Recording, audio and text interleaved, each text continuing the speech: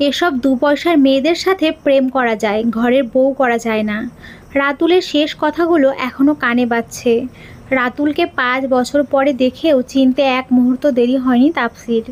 3 ঘন্টা যাবৎ স্টেশনে বসে আছে তাপসি। কোথায় জানি লাইনে সমস্যা হয়েছে, তাই ট্রেনের দেরি হচ্ছে। হঠাৎ দূরে রাতুলকে দেখতে পায়। 5 বছর পর স্টেশনে দেখা। রাতুলকে দেখে নিজেকে আড়াল করে নেয় তাপসি। মুখোমুখি হতে চায় না। রাতুলের শেষ কথাগুলো এখনো কানে বাজে। তাপসি। তাপসি চমকে ফিরে তাকায়। এতদিন পরে মানুষটাকে দেখে কথাটা গলায় জড়িয়ে আসছে। কিছুতেই যেন মুখ থেকে বের হচ্ছে না। তবুও নিজেকে সামলে নেয় তাপসি। না, কিছুতেই রাতুলের সামনে নিজেকে দুর্বল দেখাতে চায় না। আরে রাতুল, আপনি? তুমি এখানে? কেমন আছো তুমি? আমি ভালো আছি, আপনি কেমন আছেন? আমিও ভালো আছি। তাপসি আর কিছুই বলে না, চুপ করে যায়। রাতুল তার পাশেই বসে। অনেক খুঁজেছি তোমাকে, বাসায় গিয়েও পাইনি। কোথায় চলে গিয়েছিলে তাপসি? এই তো একটু কাজে এসেছিলাম, চলে যাচ্ছি আজ। আপনি কোথায় যাবেন? তাপসি রাতুলের প্রশ্নটা এড়িয়ে যায়। অফিসের কাজে, অনেক দিন ট্রেনে যাওয়া হয় না, তাই আজ খুব ইচ্ছে করছিল ট্রেনে যেতে। কিন্তু এত সময় অপেক্ষা করতে হচ্ছে, বিরক্তিকর। তাপসি সংক্ষেপে জবাব দিল। তারপর বলো, তোমার কি খবর? মুচকি হেসে তাপসি বলল, ভালো আছি। এমন সময় 12-13 বছরের একটা মেয়ে 4-5 বছরের একটা ছোট্ট মেয়েকে নিয়ে এসে বলল, আপা, রিস্তা খাচ্ছে না।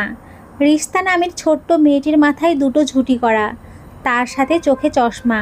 অসম্ভব রকমের কিউট মিষ্টি মেয়েটা তাপসির কাছে এসে বলল, আম্মু, খাবো না এখন, ওকে বলে দাও আমাকে বিরক্ত না করতে, ভালো লাগে না আমার।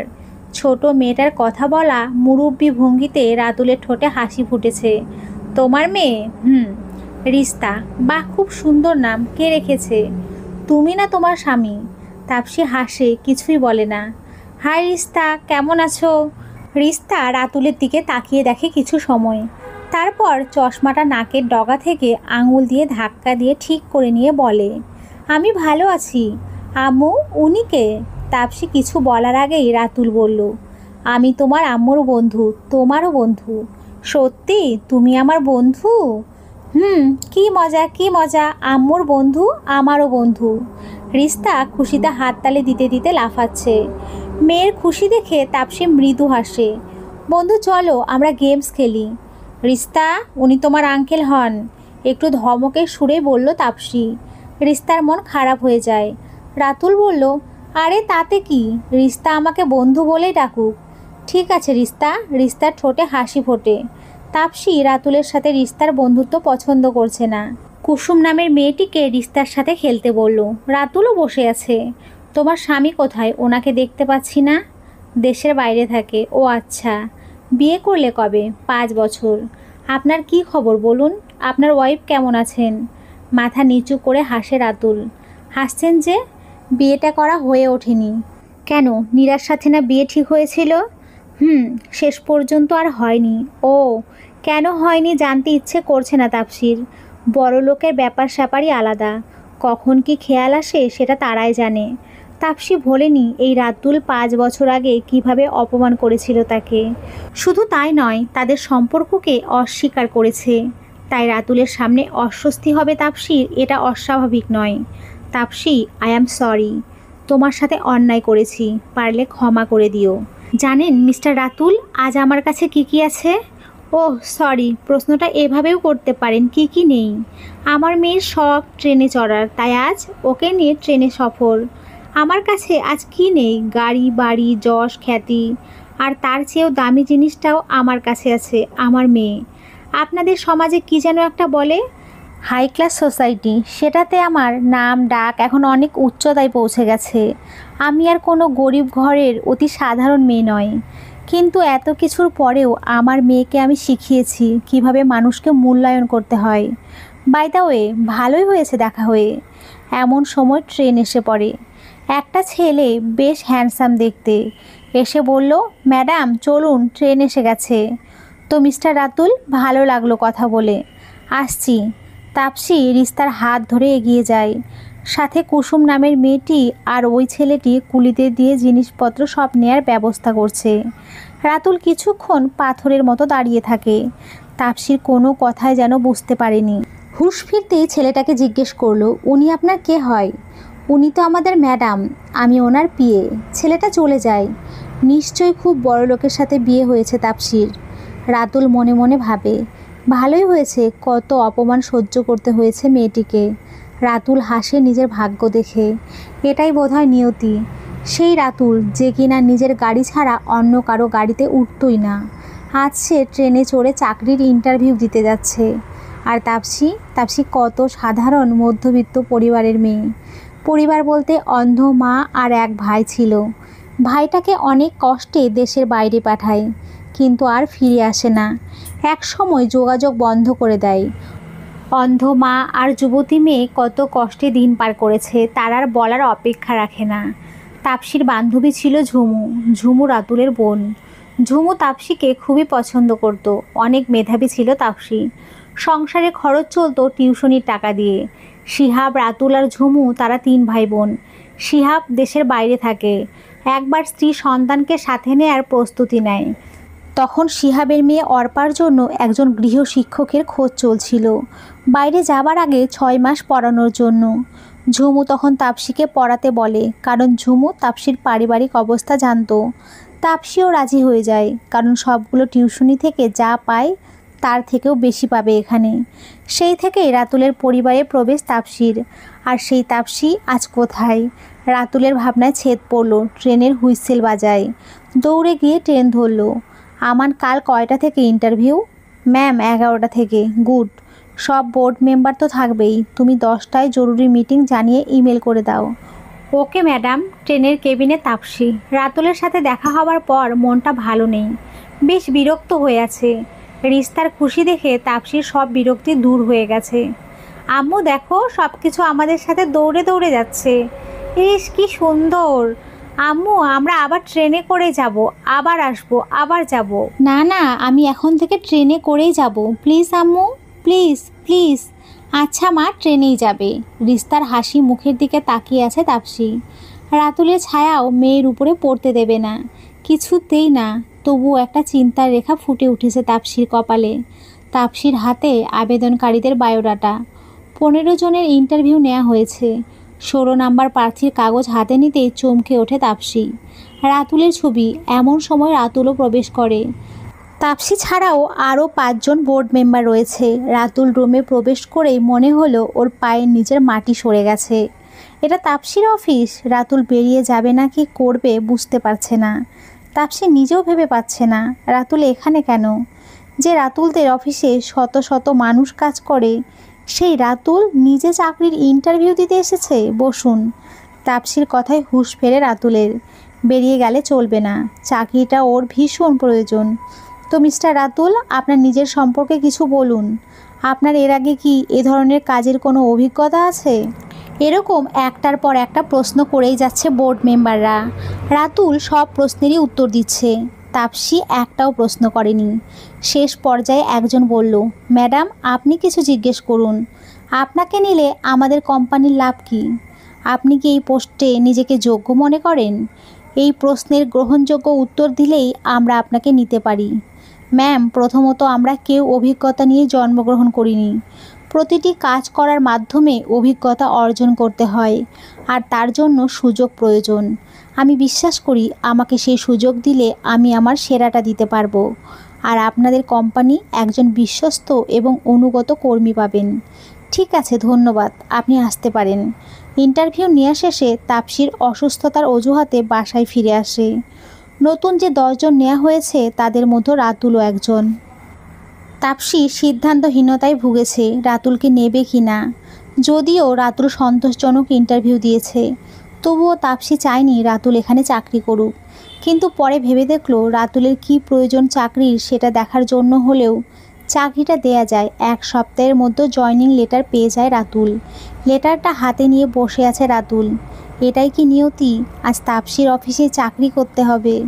আসলেই পৃথিবীটা অদ্ভুত। আর প্রকৃতি ঠিকই প্রতিশোধ নেয়। রাতুলের দুয়ার থেকে যে তাপসীকে অপমান করে তাড়িয়ে দিয়েছিল, আজ সেই তাপসীর দুয়ারে চাকরির জন্য দাঁড়াতে হলো। এটাই কি ভাগ্য? রাতুল পরের দিন অফিসে যায় জয়েন করতে। জয়েন করার পর তাকে কাজ বুঝিয়ে দেওয়া হয়েছে। তাপসির ঠিক সামনের কেবিনটা রাতুলের আর পাশেরটা আমানের। রাতুল কেবিন থেকে বের হবার সময় দেখলো তাপসি কেবিনে ঢুকেছে। একটু পরে রাতুলের ডাক পড়ল তাপসির কেবিনে, আসবো, আসুন। তাপসি একটা ফাইল দেখে যাচ্ছে। রাতুলের দিকে মুখ তুলে তাকিয়েও দেখেনি। হাতের কাজ শেষ করে দেখে রাতুল দাঁড়িয়ে আছে, তাপসিকে দেখছে। বসুন। তারপর একটা ফাইল এগিয়ে দেয় রাতুলের দিকে। ফাইলটা ভালো করে স্টাডি করবেন আর আমান বাকিটা বুঝিয়ে দেবে। আমি যে নতুন প্রজেক্ট হাতে নিয়েছি সেটার গুরু দায়িত্ব আপনার উপরে। আশা করি হতাশ করবেন না। আমি আমার সর্বোচ্চ চেষ্টা করব তাপসি। ম্যাডাম, তাপসি নয় ম্যাডাম, আমি এই কোম্পানির এমডি। নেক্সট টাইমে এটা ভুলে যাবেন না। সরি ম্যাডাম, এবার আসতে পারেন। Thank you madam. কিসের জন্য? আমাকে এত বড় দায়িত্ব দিলেন তাই। দায়িত্ব দিলাম ঠিকই, কিন্তু দায়িত্ব পালন করতে জানেন তো? বাই দ্য ওয়ে, ফাইলটা স্টাডি করুন। লাঞ্চের পরে সাইটে যাবেন আমার সাথে। আর আপনার ল্যাপটপ আছে তো? জি আছে, ওকে সাথে নেবেন। জি আচ্ছা। রাতুল বেরিয়ে যায় তাপসির কেবিন থেকে। তাপসি চেয়ারে গা এলিয়ে দেয়। এত বড় দায়িত্ব রাতুল পারবে কিনা কে জানে। তাকে সব সময় খেয়াল রাখতে হবে। রাতুলের কেন চাকরিটা দরকার সে খোঁজ ঠিকই নিয়েছে তাপসি। ইন্টারভিউ যেদিন হয়েছে তার পরের দিনই আমানকে খোঁজ নেওয়ার জন্য লাগিয়েছে। আমান জানালো রাতুল তার মায়ের সাথে তাদের পুরনো একটা বাড়িতে থাকে। তার মা অসুস্থ, একটা কাজের মহিলা দেখাশোনা করে। রাতুলদের সবই ছিল, কিন্তু ব্যবসায় আর শেয়ার বাজারে মারাত্মক ধসে সব হারায়। এই পুরনো বাড়ি ছাড়া আর কিছুই নেই এখন। গাড়ি বাড়ি সব গেছে। তাপসি জানে রাতুলদের অবস্থা কী ছিল, কিন্তু আমানকে সেটা বুঝতে দেয়নি। রিস্তা স্কুল ছুটির সময় হয়েছে, কিন্তু তাপসিকেও বের হতে হবে। কী করবে বুঝতে পারছে না। আমার রুমে আসো, ফোন করে আমানকে ডেকে নেয় তাপসি। ম্যাডাম ডেকেছেন? শোনো, রিস্তার স্কুল ছুটির সময় হয়েছে, আমি যেতে পারছি না। তুমি ওকে বাসায় ড্রপ করে আসো, কুসুম সাথে আছে। ঠিক আছে ম্যাডাম। আর শোনো, রিস্তাকে বাবার সাথে সাথে ফোন দিও আমাকে। Okay ma'am. লাঞ্চের পরে রাতুলকে নিয়ে বের হয় তাপসি। কিছুক্ষণ পরে ফোন আসে। আম্মু, তুমি আসলে না কেন? একটু কাজে আটকে গেছি সোনা, তুমি আঙ্কেলের সাথে যাও, আমি তাড়াতাড়ি চলে আসবো। আচ্ছা, দেরি করবে না। ওকে মামুনি, বাই বাই। রাতুল চুপচাপ বসে আছে। এই মেয়েটা পাগলের মতো ভালোবাসতো রাতুলকে। রাতুল কত মিষ্টি মিষ্টি কথায় ভুলিয়েছিল, আর মেয়েটা সরল মনে বিশ্বাস করেছিল। কিন্তু রাতুল তো কখনো ভালোবাসেইনি। অন্যান্য মেয়েদের সাথে যা করতো তাপসির বেলায়ও তেমনই ছিল। কিন্তু বোকা মেয়েটা অন্ধের মতো বিশ্বাস করতো, আর রাতুল বেশ মজা পেত। হঠাৎ ব্যবসার এই অবস্থা কেন? ব্যবসার এই অবস্থা কিভাবে? মৃদু হেসে রাতুল বলল, আমার মতো মানুষের ব্যবসার কেমন হবে বলো? ও সরি, বলুন, ফর্মালিটির অফিসের জন্য। Thanks, welcome. ঝুমু এখন কোথায়? ঝুমু ওর স্বামীর সাথে ইউকেতে আছে, 2 বছর আগে এসেছিল। একটা ছেলে আছে। আর ভাইয়া, সেই যে গেল ভাবিদের নিয়ে একবার এসেছিল আর আসেনি। অর্পার পড়াশোনার নাকি ক্ষতি হবে। আসলে কি জানো, সবই আমার কর্মদোষ। ব্যবসা যখন খারাপ অবস্থা, ভাইয়া অনেক হেল্প করেছে, তবুও ধরে রাখতে পারিনি। আর কত দেবে? ওর স্ত্রী সন্তানের জন্যও তো করতে হবে। ভাবি তো সরাসরি বলেই দিলেন আর 1 পয়সাও দিতে পারবে না। আম্মু খুব অসুস্থ। ভাইয়া মাঝে মধ্যে ভাবিকে লুকিয়ে কিছু টাকা পাঠায়, তাতেই আম্মুর কিছু ঔষধ আনা হয়। আর সংসারের সব খরচ ঝুমু দিয়ে যাচ্ছে। আমি এতটাই অক্ষম যে আম্মুর চিকিৎসার টাকা পর্যন্ত জোগাড় করতে পারিনি। একটার পর একটা চাকরি খুঁজেই যাচ্ছিলাম। এই চাকরিটা খুবই দরকার ছিল আমার। ঝুমুর কাছ থেকে টাকা নিতে লজ্জা লাগে, কিন্তু আমার নিজের জন্য না হলেও আম্মুর জন্য নিতেই হয়। রাতুলের অবস্থার কথা শুনে খুবই খারাপ লাগলো তাপসির। কাজ শেষ করে বিকেল হয়ে গেছে। এরই মতো ফোন। আম্মু, এক্ষুনি বাসায় আসো। তাপসি কিছু বলার আগেই ফোন রেখে দেয় রিস্তা। মেয়ের রাগ বুঝতে পেরে মুচকি হাসে তাপসি। কে? রিস্তা? আমার দেরি হয়ে গেছে তাই রেগে গেছে। আবারও ফোন। হ্যালো, কিরে মা, তুই কোথায়? তাড়াতাড়ি একটু বাসায় আয় তো। কি হয়েছে বাবা? কোনো সমস্যা? তুই তাড়াতাড়ি আয়। এ কথা বলেই ফোন রেখে দিলেন আশফাক আহমেদ। তাপসির চোখে মুখে চিন্তার ছাপ। কোনো সমস্যা? বুঝতে পারছি না। বাসা থেকে ফোন, সরাসরি বাসায় যেতে হবে। তোমার শ্বশুর? তাপসি উত্তর দিল না, স্পিড বাড়িয়ে দেয়। বিশাল একটা বাড়ির সামনে আসে গাড়ি। গেট খুলে যায়। গাড়ি পার্ক করে দ্রুত বেরিয়ে আসে। রাতুলও নেমে আসে গাড়ি থেকে। সন্ধ্যা হয়ে গেছে। কলিং বেল বাজাতে গিয়ে দেখে দরজা খোলা। পুরো বাসা নীরব, কারো সারা শব্দ পাওয়া যায় না। ঘরে প্রবেশ করে তাপসী আর রাতুল। রিস্তা, বাবা, না, কেউ সাড়া দিচ্ছে না। একটা চিরকুট পড়ে আছে, ছাদে চলে আসো। তাপসী দৌড়ে ছাদে যায়, তার পিছনে রাতুলও। ছাদের দরজা খুলতেই চারিদিকে আলো ঝলমল করে উঠল। Happy birthday to you, happy birthday to you. Rista দৌড়ে এসে জড়িয়ে ধরে তাপসীকে। Happy birthday Amu. Thank you সোনা। এসব করতে গেলে কেন? তোমরা জানো না আমি আমার জন্মদিন পালন করি না? তুই করিস না, আমরা করব। এখন থেকে করতে হবে। আমার নাতনির অর্ডার, মানতেই হবে। আশফাক সাহেব এগিয়ে এসে বললেন, বাবা তুমিও পারো। আদর দিয়ে দিয়ে মাথায় তুলেছ। বেশ করেছি, এবার এদিকে আয়, কেক কাটবি। রাতুলের দিকে তাকিয়ে বললেন, ওনাকে তো চিনতে পারলাম না। উনি মিস্টার রাতুল, আজই জয়েন করেছেন। আমার সাথে সাইটে গেছিলেন, তোমাদের ফোন পেয়ে দৌড়ে আসতে হলো। এভাবে কেউ ফোনে ডাকে, ভয় পেয়ে গেছি। রিস্তা দৌড়ে এসে রাতুলের হাত ধরে বলে, দাদু, ওনাকে চেনো না? উনি তো আম্মুর বন্ধু, আমারও বন্ধু। বন্ধু আঙ্কেল। রাতুল সালাম দিয়ে হ্যান্ডশেক করে, তারপর রিস্তাকে কোলে তুলে নেয়। আশফাক সাহেব, রিস্তা আর আমান মিলে পুরো ছাদ সাজিয়েছে। ঘরোয়াভাবে পালন হয় তাপসীর জন্মদিন। রাতুল তাপসীর কাছে এসে বলল, শুভ জন্মদিন। ধন্যবাদ, মৃদু হেসে বলে তাপসী। রাতের খাবার পর তাপসী আমানকে বলে রাতুলকে বাসায় পৌঁছে দিয়ে যেতে। রাতুল আর আমান গাড়িতে বসে আছে। ম্যাডামের শ্বশুর খুব আমোদে লোক, ভালো লাগলো ওনাকে দেখে। কার কথা বলছেন? রিস্তার দাদু? হা হা, এই ভুল প্রথমে আমিও করেছিলাম। উনি তো ম্যাডামের শ্বশুর নন, বাবা। রিস্তা দাদু বলে ডাকে? সাহেবের একমাত্র মেয়ে তাপসী ম্যাম। আমানের কথা শুনে খুব অবাক হয়ে যায় রাতুল। তাপসীর বাবা অনেক বছর আগেই মারা গেছেন, সেটা রাতুল জানে। ভেবেছিল শ্বশুর, কিন্তু ম্যাডামের হাজবেন্ড কি করেন? ম্যাডাম মনে হয় বিধবা। কোনো দিন ওনার স্বামীর কথা শুনিনি। অনেকে বলে ডিভোর্স হয়ে গেছে, অনেকে বলে রিস্তার জন্মের আগেই মারা গেছে। ওহ, সো স্যাড। কিন্তু রাতুলের হিসেব মিলছে না। তাহলে আশফাক আহমেদকে? এই প্রশ্ন মাথায় ঘুরতে থাকে। 2 দিন পরে বিকেলবেলা প্রজেক্টের কাজ দেখে ফিরছে তাপসী, সাথে রাতুল। রাতুলকে সাথে নিয়েই ফিরতে হয়, রাতুলের গাড়ি নেই। তাছাড়া প্রজেক্টটা বেশ দূরে। হঠাৎ আকাশ কালো হয়ে যায়, মুহূর্তের মধ্যেই বাতাস বইতে শুরু করে। বৈশাখের শেষ হলেও হঠাৎ ঝড়ের কবলে পড়ে। গাড়িতে থাকা সম্ভবই হচ্ছে না। রাস্তার পাশে একটা ছোট ঘর দেখে সেখানে গাড়ি থামায়। ঘরটা রাস্তা থেকে সামান্য ভেতরে। কেউ ঘরটা করতে গিয়েও শেষ করতে পারেনি। একতলা ঘরে ছাদ আছে, ইটের দেয়াল আছে, তবে দরজা জানালায় কিছু নেই। ইটেও শ্যাওলা পড়ে আছে। গাড়ি থেকে বের হয়ে তারা দৌড়ে যেতে গিয়ে পুরো ভিজে একাকার। নির্জন এই জায়গায় রাতুল আর তাপসী আটকে গেছে। বাইরে প্রচণ্ড ঝড় বৃষ্টি। বিকেল গড়িয়ে সন্ধ্যার অন্ধকার নেমে আসছে।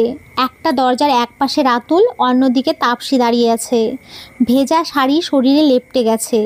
এই অবস্থায় তাপসী খুবই অস্বস্তি বোধ করছে, জড়সড় হয়ে আছে। রাতুল বুঝতে পারছে তাপসীর অবস্থা, তাই সেও আর তার দিকে তাকাচ্ছে না। হঠাৎ আশেপাশে কোথাও প্রচণ্ড শব্দে বাজ পড়ল। তাপসী ভয়ে জাপটে ধরল রাতুলকে। আচমকা জড়িয়ে ধরায় চমকে ওঠে রাতুল। কী করবে বুঝতে পারে না। ইতস্ততভাবে একটা হাত রাখে তাপসীর পিঠে। জ্বরে গা পুড়ে যাচ্ছে তাপসীর। এখনও জড়িয়ে ধরে আছে। ভেজা কাপড়ে জ্বর আরও বাড়ছে। বাইরে ঝড় কিছুটা কমলেও ঝুম বৃষ্টি হচ্ছে। বের হওয়া সম্ভবই হচ্ছে না। তাপসী বিড়বিড় করছে, রিস্তা। রিস্তার নামটাই শোনা যাচ্ছে। রাতুল বুঝতে চেষ্টা করে কি বলছে। তাপসীর হাত পা ঠান্ডা হয়ে আসছে, এদিকে জ্বরে পুড়ে যাচ্ছে শরীর। রাতুল কি করবে মাথায় কাজ করছে না। ভেজা অবস্থায় আরও খারাপের দিকে যাচ্ছে। উপায় না পেয়ে রাতুল তাপসীর আঁচলটা সরিয়ে পানি নিংড়ে নেয়।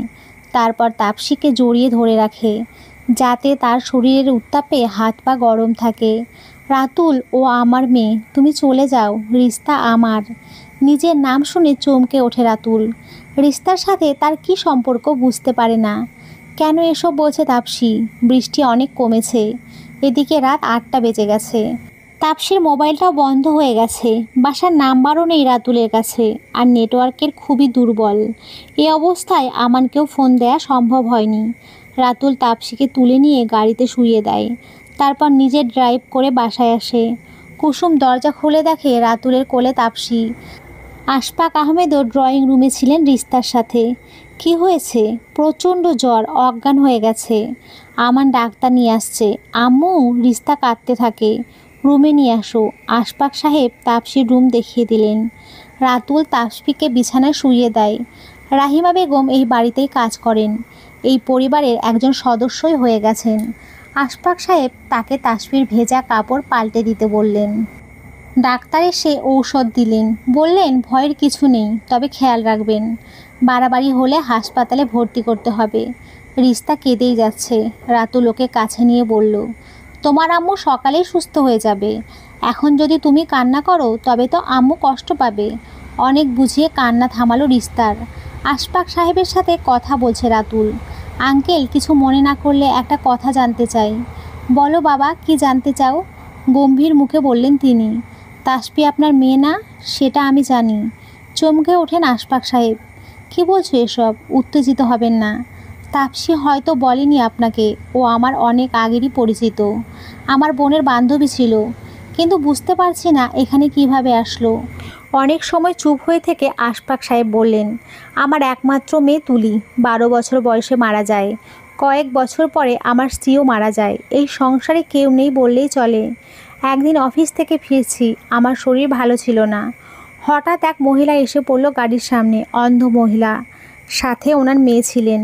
মেয়ে কি যেন করতে ব্যস্ত ছিল, আর মহিলা না বুঝে গাড়ির সামনে এসে পড়ে। গাড়ি থেকে নেমে গিয়ে তাড়াতাড়ি হাসপাতালে নিয়ে যায়, কিন্তু বাঁচাতে পারিনি। মেয়েটি এই খবর শুনে জ্ঞান হারায়। ডাক্তার তখন জানায় মেয়েটা প্রেগনেন্ট ছিল। তখন আমি তার কাছ থেকে সব শুনি তার ব্যাপারে। তারপর নিয়ে আসি আমার কাছে।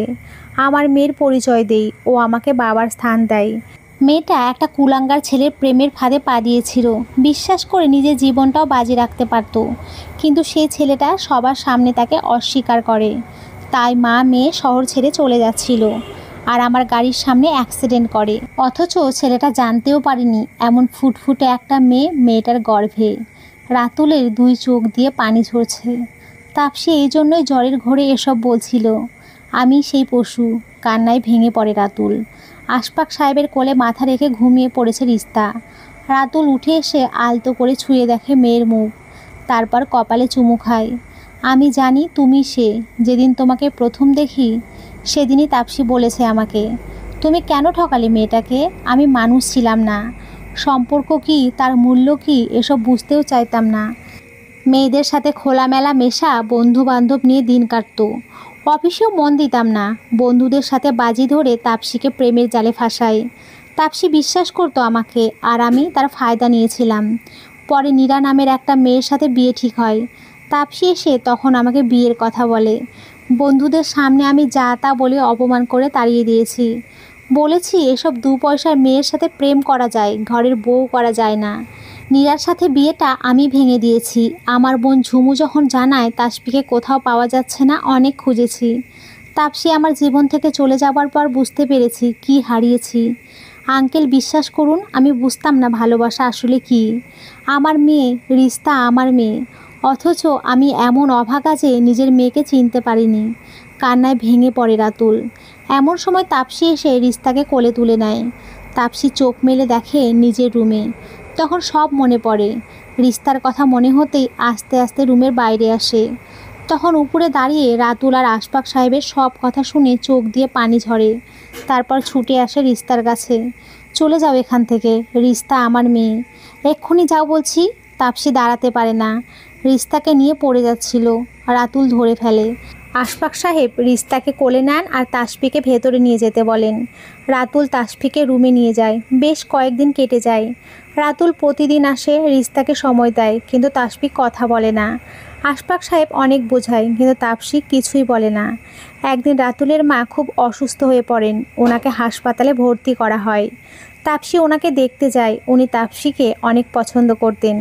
সবটা জেনেছেন উনি। রিস্তা ওনারই নাতনি। মাগো, এই বুড়িকে আর কষ্ট দিও না। আমার ছেলেটা আর আগের মতো নেই, তুমি তাকে ফিরিয়ে দিও না। তাপসি কিছুই বলে না। উনি রিস্তাকে জড়িয়ে খুব আদর করেন। হাসপাতাল থেকে ওনাকে ছাড়ার পরে তাপসি ওনাকে নিজের বাসায় নিয়ে আসে। রাতুল অনেক আপত্তি করলেও রাতুলের কোনো কথাই শোনেনি তাপসি। রাতুল যতই তাপসিকে বোঝাতে যায়, তাপসি কিছুই শুনতে চায় না। আশফাক সাহেব বলেন, বাবা, মেয়ে মানুষের মন অভিমান করে আছে। বাইরে যতই কঠিন, ভেতরে তার চেয়েও অনেক বেশি নরম। তুমি হাল ছেড়ো না। প্রায় মাসখানেক কেটে যায়। রাতুল বেশিরভাগ সময় মা আর মেয়েকেই দেয়, কিন্তু তাপসীর কাছে ভিড়তে পারে না। রাতুল যখন বুঝতে পারলো তাপসী তাকে চায় না, তখন সে একটা সিদ্ধান্ত নিল। সেদিন রিস্তা আর মায়ের সাথে দেখা করে চলে আসার সময় একটা প্যাকেট দারোয়ানের হাতে দিয়ে তাসফিকে দিতে বলে। ঘন্টা দুয়েক পরে, ম্যাডাম, এই প্যাকেটটা রাতুল স্যার দিয়ে গেছে। 2টা বাজলে আপনাকে দিতে বলেছেন। তাপসী হাতে নেয়, খুলে দেখে একটা পাসপোর্ট আর কিছু কাগজপত্র, সাথে একটা খাম। পাসপোর্টটা রাতুলের মায়ের। তাপসী খাম খুলে চিঠিটা হাতে নেয়। তাপসী, এই চিঠি যখন তোমার হাতে, তখন আমি তোমার থেকে অনেক দূরে চলে আসছি। আমি জানি আমি ক্ষমার যোগ্য নই, তবুও এক বুক আশা নিয়ে তোমার দুয়ারে দাঁড়িয়েছিলাম। তোমাকে খুঁজে পেয়েছি, আমার মেয়ের মুখ দেখতে পেরেছি। এক জীবনে আর কি চাই আমার? জীবনে কাউকে ভালোবাসিনি, তোমাকেও না। কিন্তু তুমি চলে যাবার পর বুঝতে পেরেছি তোমাকে ভালোবাসতে শুরু করি। এখনও ভালোবাসি। আম্মুর জন্য, আমার জন্য অনেক করেছো, ঋণী হয়ে গেলাম। আরও কয়েকটা দিন কষ্ট করে আম্মুকে একটু দেখে রেখো। যদিও সেটা তোমাকে বলে দিতে হবে না। সামনের মাসে ঝুমু এসে আম্মুকে নিয়ে যাবে। রিস্তা তোমারই রইল। নিজেকে ওর যোগ্য বাবার পরিচয় দেওয়ার যোগ্য আমি নয়। ও তোমার কাছেই ভালো থাকুক। আমার ভালোবাসা আর দোয়া সব সময় থাকবে রিস্তার জন্য। তোমার কাছে ক্ষমা চাইবার মুখ আমার নেই। তুমি যখন চাইছো না, তখন আমি আর তোমায় বিরক্ত করব না। চলে যাচ্ছি তোমার জীবন থেকে। ক্ষমা করতে না পারো, ঘৃণা তো করতে পারবে, তাই করো। রিস্তার সাথে কাটানো সময় আমার জীবনের সেরা সময়। ভালো থেকো। রাতুল। তাপসী চিঠিটা হাতে নিয়ে পাথরের মতো বসে আছে। আশফাক সাহেব এসে বলেন, কী রে মা, কি হয়েছে? তাপসী চিঠিটা এগিয়ে দেয়। চিঠি পড়ে আশফাক সাহেব বলেন, বড় ভুল করেছিস তুই। মানুষ যখন নিজের ভুল বুঝতে পারে, তখন তাকে একটা সুযোগ দিতে হয়, কিন্তু তুই সেটাও দিসনি। রিস্তা কেন তার বাবার আদর থেকে বঞ্চিত হবে? এমন সময় আমানের ফোন। ম্যাডাম, রাতুল সাহেব অ্যাক্সিডেন্ট করেছেন। কি? জি ম্যাডাম, অবস্থা খুবই খারাপ। আপনি কি আসতে পারবেন? কোথায় এখন? আমান হাসপাতালের নাম বলল। তাপসী আর আশফাক সাহেব তাড়াতাড়ি হাসপাতালে পৌঁছালেন। অপারেশন চলছে। তাপসীর 2 চোখ ভেসে যাচ্ছে। অপারেশন শেষে ডাক্তার জানালেন অবস্থা ভালো নয়, দোয়া করেন। এখনও জ্ঞান ফেরেনি। রাতুলের জ্ঞান ফিরে পরের দিন। হাত ভেঙে গেছে, মাথায় আঘাত পেয়েছে, পায়ের হাড় ফেটে গেছে। রাতুল ইচ্ছে করে অ্যাক্সিডেন্ট করেছে সেটা বুঝতে কারোই বাকি রইল না। 15-20 দিন হাসপাতালেই ছিল। সব দেখাশোনা তাপসী নিজে করেছে। রাতুল শুধু তাকিয়ে দেখেছে। তাপসী, তুমি বাসায় চলে যাও, রেস্ট নাও। সারা দিন রাত এখানে পড়ে থাকলে চলবে? সেটা আপনাকে বুঝতে হবে না। কেন এত করছো আমার জন্য? উফ, খুব বেশি কথা বলেন আপনি। চুপ থাকেন তো। রাতুল চুপ হয়ে যায়। রিস্তা প্রতিদিন সবার সাথে এসে দেখে যায়। পাপা, রিস্তা, তুমি আমার পাপা, আগে বলনি কেন? তুমি তো ভীষণ দুষ্টু। রাতুল মেয়েকে এক হাতে জড়িয়ে কাছে নিয়ে কপালে চুমু খায়। 20 দিন পরে হাসপাতাল থেকে ছাড়া পায়, তবে হাত এখনও ঠিক হয়নি। গলায় ঝুলিয়ে রাখে। তাপসী ধরে নিয়ে যায় রুমে, তারপর বিছানায় হেলান দিয়ে বসিয়ে দেয়। তাপসীর মুখ রাতুলের খুব কাছে। রাতুল তাপসীর সামনের চুলগুলো সরিয়ে দেয়। তাপসী রাতুলের দিকে তাকিয়ে লজ্জায় চোখ সরিয়ে নেয়। রাতুল নিজের হাতে খেতে পারে না, তাপসী খাইয়ে দেয়। রাতুলের মা রিস্তা, আশফাক সাহেব ঘরে আসেন। রিস্তা ছুটে গিয়ে রাতুলের কাছে বসে মাথায় হাত বুলিয়ে দেয়। পাপা, তুমি তাড়াতাড়ি ভালো হয়ে যাও। প্যারেন্টস ডেতে তুমি, আমি আর আম্মু একসাথে স্কুলে যাব। আমার ফ্রেন্ডসটা সব সময় আমার পাপার কথা জিজ্ঞেস করে। আগে তো তুমি আসোইনি। রাতুলের চোখ জলে ভরে যায়। তাপসী প্রসঙ্গ পাল্টাতে বলল, বাবা, তুমি অফিসে গিয়েছিলে? হ্যাঁ রে মা, তুই অফিস নিয়ে চিন্তা করিস না। রাতুলের খেয়াল রাখ। আসো দাদু ভাই, আমার পরীর গল্পটা শুনবো, এখনও শেষ হয়নি। এখনই বলবে? খুশিতে লাফিয়ে ওঠে রিস্তা। চলো। ওনারা চলে যায়। বাইরে ঝুম বৃষ্টি। রাতুল বৃষ্টি দেখার চেষ্টা করছে। বারান্দায় যাবে? না থাক, কষ্ট করে নিতে হবে না, এখানেই ঠিক আছি। তাপসী রাতুলের কথায় কান না দিয়ে ওকে বারান্দায় নিয়ে বসিয়ে দেয়। নিজেও পাশে বসে। রাতুল তাপসীর একটা হাত নিজের হাতে টেনে নেয়। তাপসী, ক্ষমা করতে পারবে আমায়? তোমার কি মনে হয়? রাতুল তাপসীর হাত ওর বুকে চেপে ধরে। এইখানটা খুব ফাঁকা পড়ে আছে, কেউ কি পূর্ণ করে দেবে? তাপসী লাজুক হেসে রাতুলের বুকে মাথা রাখে। মাথায় চুমু খেয়ে রাতুল আরও শক্ত করে জড়িয়ে ধরে। তাপসীর মাথায় হাত বুলিয়ে দেয়। বিকেল গড়িয়ে সন্ধ্যা হয়ে যায়। তখনও রাতুলের বুকে লেপ্টে আছে তাপসী। কখন যে ঘুমিয়ে পড়েছে বুঝতেই পারেনি। রাতুলও ডাকেনি। অনেক দিন ঠিক মতো না ঘুম না খাওয়া, রাতুলের সেবা করেই যাচ্ছে। এই রে, সন্ধ্যা হয়ে গেছে, আমাকে ডাকোনি কেন? কেন ডাকবো? উঠতে হবে না। সেই দুপুর থেকে এখানে, সবাই কি ভাববে? যা ইচ্ছে ভাবুক, তুমি কোথাও যাবে না, এখানেই থাকবে। হয়েছে হয়েছে, এবার ভেতরে চলো। এভাবে আর কতক্ষণ বসে থাকবে? রাতুলকে ভেতরে নিয়ে যায়। রাতে রাতুল ঘুমানোর আগ পর্যন্ত তাপসী বসে থাকে ওর পাশে। পরের দিন সকালে রাতুলের ঔষধ খাওয়ানোর পরে আশফাক সাহেব আর রাতুলের মা আসেন। বাবা, তোমাদের দুজনের সাথে কিছু কথা বলতে আসলাম। বলেন আঙ্কেল। আর কতদিন আঙ্কেল ডাকবে বলো তো? এবার তো বাবা ডাকো। রাতুলের মা বললেন, তোদের বিয়েটা সেরে ফেলতে চাই, কিন্তু আমি তো বিয়ে করতে পারবো না এখন, গম্ভীর মুখে বলে রাতুল। তাপসীর মুখ শুকিয়ে যায়। সামনে থেকে সরে সবার পিছনে গিয়ে দাঁড়ায়। বিয়ে করতে পারবে না মানে? কি বলছো এসব? আপনিই বলেন বাবা, আমি ভাঙা হাতে কিভাবে সাইন করব? মুখে কবুল বললেই তো হবে না, পাকাপোক্ত আইনি প্রমাণ রাখতে হবে, যাতে কেউ পালাতে না পারে। হা হা, নটি বয়। বেশ বেশ, তবে তাড়াতাড়ি সেরে ওঠো। বাবা, সামনের মাসেই ঝুমু আসবে, ঝুমুকে সারপ্রাইজ দেব। বিয়ে ঝুমু আসলেই হবে, তাই তো? তাহলে এটাই ঠিক রইল। সামনের মাসে ঝুমুর আসার তারিখ মিলিয়ে বিয়ের দিন ঠিক করে নেব। 1 মাস পর রাতুল পুরোপুরি সুস্থ হয়ে গেছে। এয়ারপোর্টে এসেছে ঝুমুদের নিতে। এত কিছু হয়ে গেছে, কেউ ঝুমুকে জানায়নি। রাতুলের অ্যাক্সিডেন্টের কথা শুনলেও তাপসীর কথা সবাই গোপন করে গেছে। এয়ারপোর্ট থেকে বাসায় ফেরার পথে রাতুল সব জানায় ঝুমুকে। ঝুমু কী যে খুশি হয়েছে। বাসায় এসে কলিং বেল বাজাতেই তাপসী দরজা খোলে। তাপসীকে দেখে ঝুমু জড়িয়ে ধরে কান্না শুরু করে। আরে বাবা, সব কান্না এখনই কেঁদে ফেলবি? ভাবির জ্বালাতন সহ্য করে কবে কাঁদবি? তোর বউ কি জ্বালাতন করবে? ননদিনীর অত্যাচার সইতে হবে তাকেই। ঝুমুর কথায় সবাই হেসে ওঠে। তুমি আমার ঝুমু পিপি? এটা কে গো? এত সুইট রসগোল্লা, কে গো তুমি? ঝুমু কোলে তুলে নেয় রিস্তাকে। এ মা, তুমি আমাকে চেনো না? তুমি কি এঞ্জেল? হা হা, আমাকে কি এঞ্জেলের মতো দেখাচ্ছে? কি বোকা তুমি! হি হি, রিস্তা খুব মজা পায়। তাই তো, আমি কি বোকা? তবে তুমি কে আমি তা জানি, বলো তো আমি কে? তুমি হলে আমাদের সাজের প্রদীপ, আমাদের এঞ্জেল। এবারও পারলে না? উফ, কি যে করি তোমাকে নিয়ে, কপাল চাপড়ে বলে রিস্তা। আমি রিস্তা, রিস্তা বুঝেছো? আরে পাকা বুড়িমা, বুঝেছি। রিস্তার গালে চুমু খায় ঝুমু। 1 সপ্তাহ পরে ঘরোয়া আয়োজনে বিয়ে হয়ে যায় রাতুল আর তাপসীর।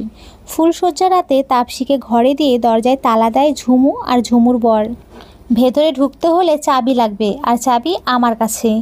তোর কাছে তো খুলে দে। ইস, কি তারা! চাবি চাইলে বকশিস দাও, তবেই দেব। 1 পয়সাও দেব না, তাহলে সারা রাত বাইরে দাঁড়িয়ে থাকো। আমরা চললাম। আরে শোন শোন, এই নে 500। মাত্র? মাত্র কি, এটাই বেশি। 5000 হলে ভেবে দেখতে পারি। কি? ভাগ এখান থেকে। শেষ পর্যন্ত 3000 টাকা দিয়ে চাবি উদ্ধার করে রাতুল। তাপসী উঠে রাতুলকে সালাম করতে যায়, আর রাতুল সোজা কোলে তুলে নিয়ে যায় তাপসীকে। অতপর আকাশের একফালি চাঁদ জানালা গলিয়ে উকি দেয় ঘরে। একটা নতুন স্বপ্নের হাতছানিতে শুরু হয় রাতুল তাপসীর জীবন। রিস্তা তাদের আধার ঘরের আলোর প্রদীপ হয়ে সারা ঘর আলোয় ভরিয়ে রাখে। তো বন্ধুরা, আজকের এই গল্পটি এখানেই শেষ হলো। তোমরা সকলে খুব ভালো থেকো, সুস্থ থেকো। সকলকে অসংখ্য ধন্যবাদ। নমস্কার বন্ধুরা, খুব ভালো থেকো।